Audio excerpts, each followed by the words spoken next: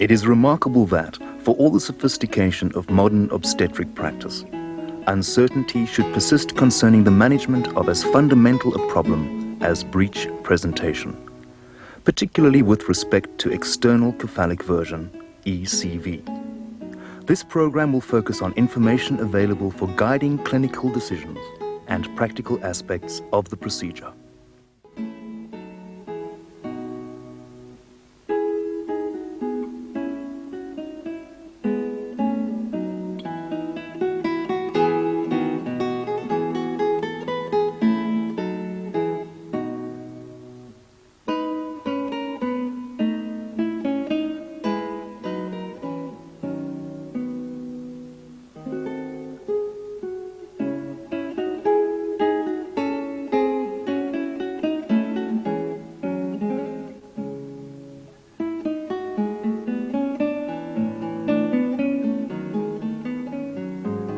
Part of this checking for the contraindications involves doing an ultrasound scan, checking particularly to exclude conditions such as placenta previa, which would be an absolute contraindication to external version.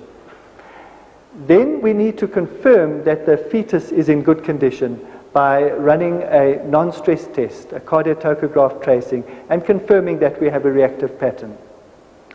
During the procedure, we auscultate about every 2 minutes to check that there is no slowing of the fetal heart. And if slowing of the fetal heart is heard, then we stop the procedure, wait, allow the mother to relax before trying again.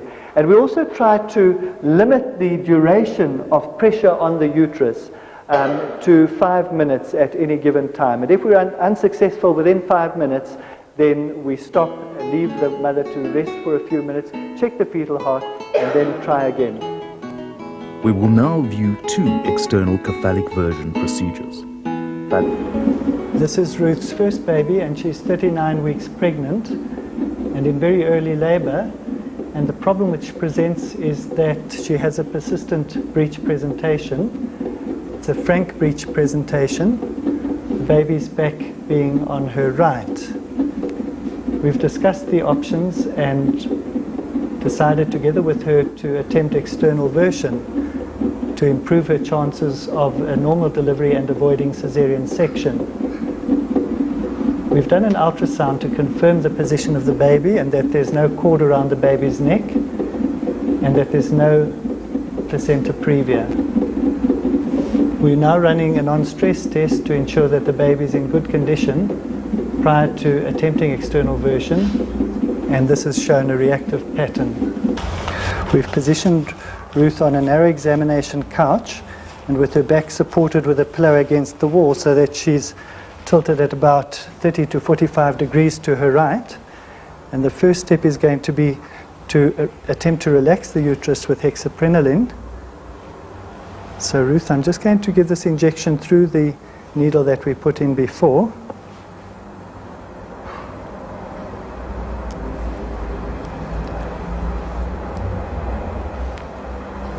And when the injection is going in, you'll feel that your heart may beat a little bit faster. That's normal with this injection. Hey, so you mustn't worry about that. We have hexaprenolone 10 micrograms drawn up, and we'll give somewhere between 5 and 10 micrograms, very slowly, depending on the response. If her pulse rate goes above 120, then we'll stop the injection. Now the main thing, Ruth, is to keep your muscles very, very soft. Just relax as well as you can. Hey, just keep relaxed. Don't move yourself. Just keep very well relaxed. We're going to be manipulating mainly the breech rather than the head, and so we will try first for a backward somersault.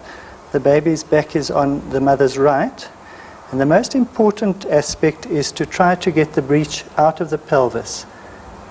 And to do this, we need to get 8 fingers of both hands quite deeply in, above the symphysis pubis, and then very gently lift the breech out of the pelvis. That's very good, Ruth. You just relax all your muscles. Keep well relaxed. That's very good. Once the breech is out of the pelvis, we hold it firmly with the left hand and sit down, and then steadily and firmly push the breech away from the pelvis and towards the mother's left side.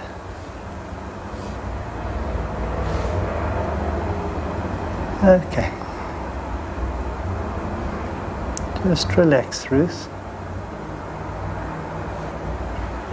Keep your muscles very soft. That's good.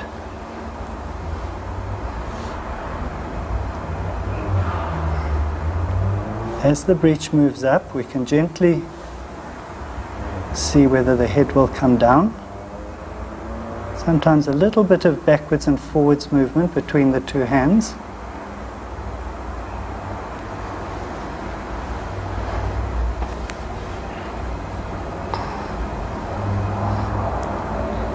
Okay.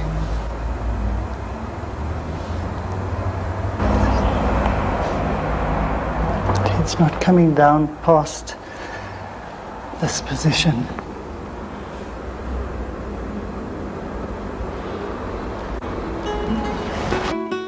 To attempt a forward somersault, the patient is turned head to toe on the couch so that the operator is on her left side, the baby's back being on her right side, nearest the wall. We'll try once more to see if it will turn in the opposite direction.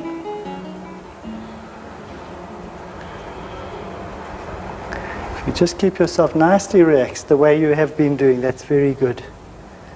Relax all your muscles, Ruth. Keep very, very soft.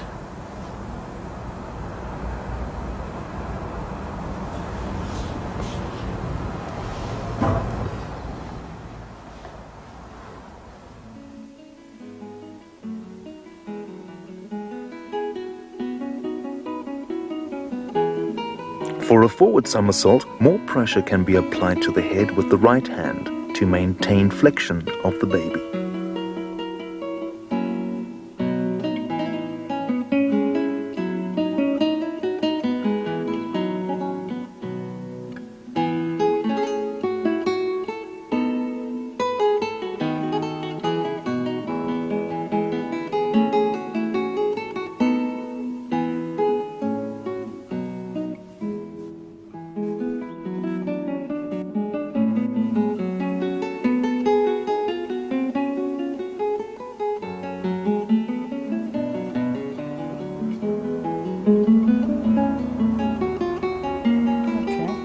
That's very good.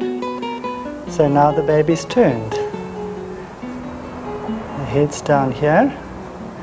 Baby's bottom's up here. Can you feel that it feels different? It feels different now, hey?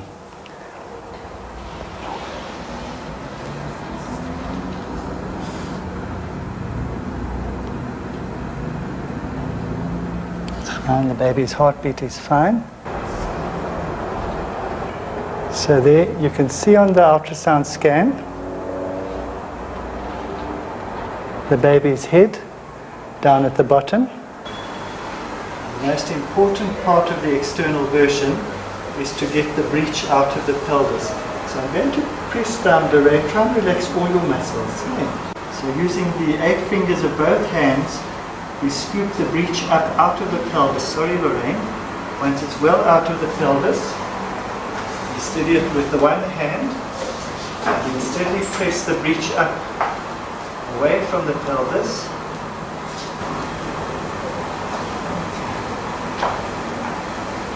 While guiding the head downwards with the other hand.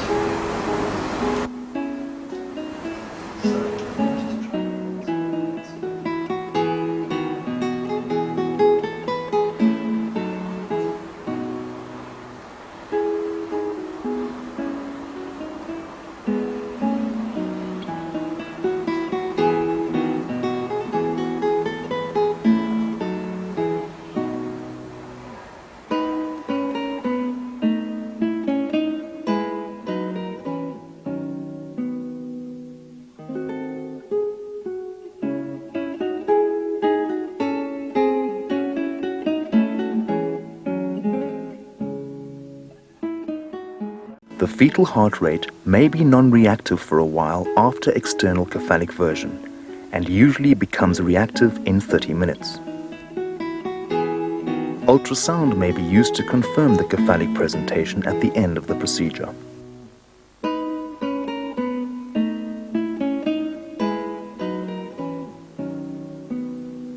The woman should not go home until fetal well-being has been confirmed.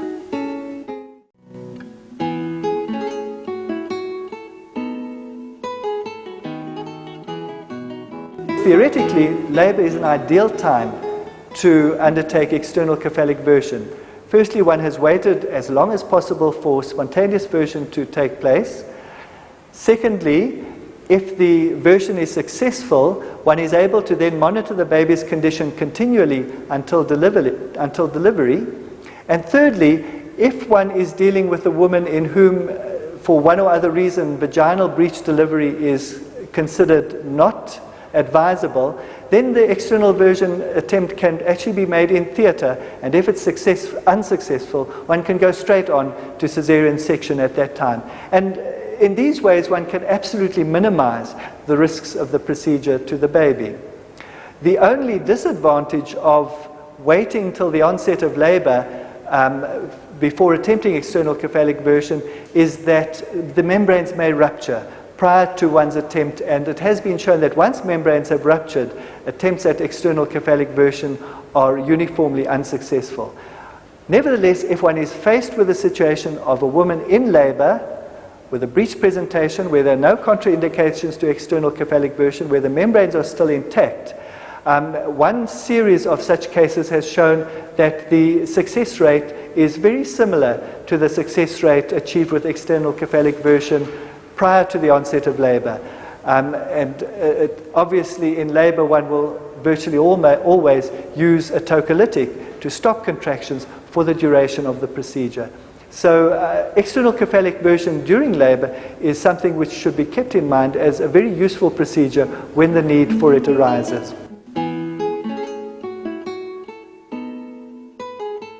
Up until now, we've discussed external cephalic version in a situation where one has access to facilities such as ultrasound, cardiotocography.